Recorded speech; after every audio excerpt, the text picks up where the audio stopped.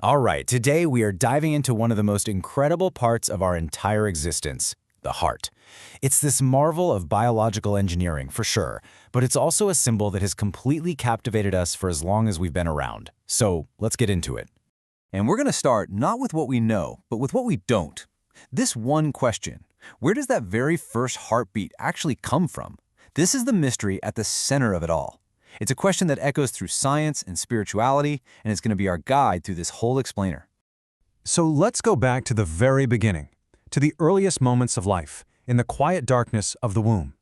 This is where the heart's journey starts, long before any other major organ even really gets going.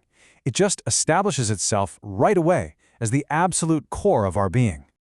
I mean, just look at how fast this all happens. It's incredible.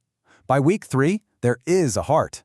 By day 27, it's already got 4 chambers. Just a week later, you can recognize its pulse. And by the 8th week, it's a perfect, tiny replica of an adult heart, already doing its job as the tireless ruler of the body's systems. And this is where the mystery gets even deeper. The origin of that very first beat is a puzzle that science still hasn't cracked. Get this, you can take individual heart cells, put them in a dish, and as they start to crowd together, some of them will just start beating, all on their own. And then they inspire the others to join in until the whole group is pulsing together. Why? We honestly still don't have an answer. Okay, so now let's completely switch gears. Let's look at how science sees this organ.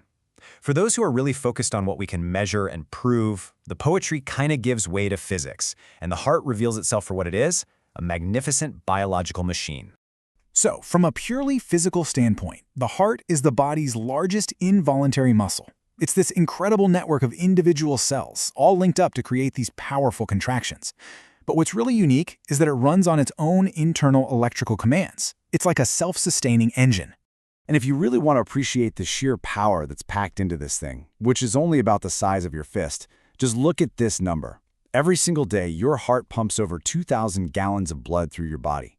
That's just an astonishing amount of work. And the way it works is just brilliantly efficient. It's a perfect 4-step journey. So dark, carbon dioxide-heavy blood comes into the right atrium. Then the right ventricle shoots it over to the lungs. It comes back bright red and full of oxygen into the left atrium. And finally, the super powerful left ventricle shoves that life-giving blood out to every last part of your body. You know, we didn't figure all this out overnight. It was a long, slow journey of discovery. You had Galen back in the 2nd century dissecting animals, Vesalius in the 16th century creating these amazing anatomical texts, and then William Harvey in the 17th finally proving that blood actually circulates. Each discovery was like another piece of the puzzle, slowly revealing the clockwork of the heart. But for thousands and thousands of years before we understood the heart as a pump, humanity saw it as something way more fundamental. Not just a part of life, but the absolute center of our being. This piece of ancient wisdom from China just captures that view so perfectly. We're talking 4,500 years ago, and they were describing the heart not as a muscle, but as the root of life. Its pulse was this beautiful thing that connected everything, flowing like a string of red jade. And this wasn't just an isolated idea. It was everywhere, from early humans painting hearts on cave walls to capture an animal's life force, to the Egyptians leaving only the heart in their mummies because they saw it as the key to the afterlife. All these cultures, all over the world, they independently came to the same conclusion. The heart was our essential link to life and eternity. The ancient Mayans, they took this idea to a whole other level, a cosmic level. In their creation story, the creator of everything, the supreme being, is called the heart of the sky. So in their view, God is the universe's own steady, life-giving pulse.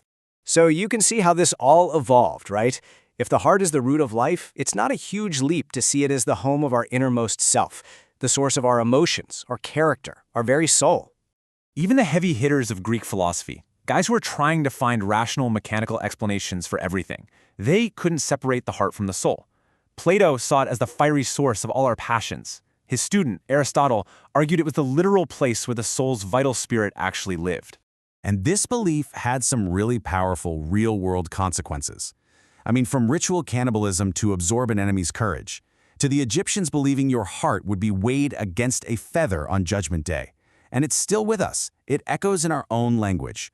When we want to show someone we're being totally sincere, what do we say? We say we're speaking from the bottom of our heart. And in Buddhist thought, this whole idea reaches this beautiful peak with the concept of the diamond heart.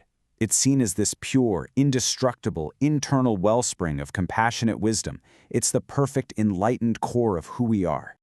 Now this deep, deep connection between the symbolic heart and the physical one, it becomes painfully, blindingly obvious when things go wrong, when all those metaphors about a vulnerable heart become a very physical reality. Just think about the words we all use for emotional pain. A broken heart, a heavy heart, a bleeding heart. These are more than just poems, right? They hauntingly mirror the very real, physical fragility of this muscle that never stops working for us. And here is the stark biological reality of that fragility. A huge number, at least 80% of all heart attacks are caused by diseased coronary arteries. In this really tragic irony, the very blood vessels that are supposed to be feeding the heart muscle get blocked, and they end up starving it of the very blood it's working so hard to pump. And it's not just blockages. The heart's incredibly complex systems can fail in other ways too. You have congestive heart failure where the pump itself just gets weaker. With arrhythmia, the electrical signals get all messed up. And with fibrillations, the whole system just descends into this chaotic electrical frenzy.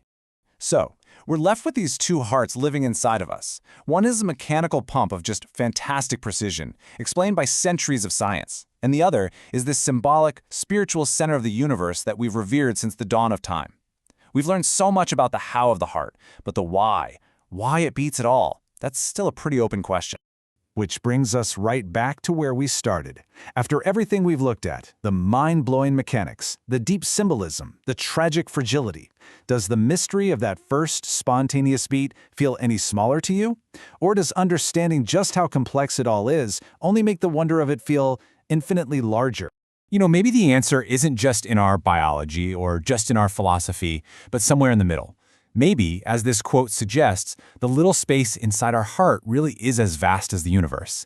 That the cosmos isn't just something out there for us to look at, but something that's right here, beating, right now, inside every single one of us.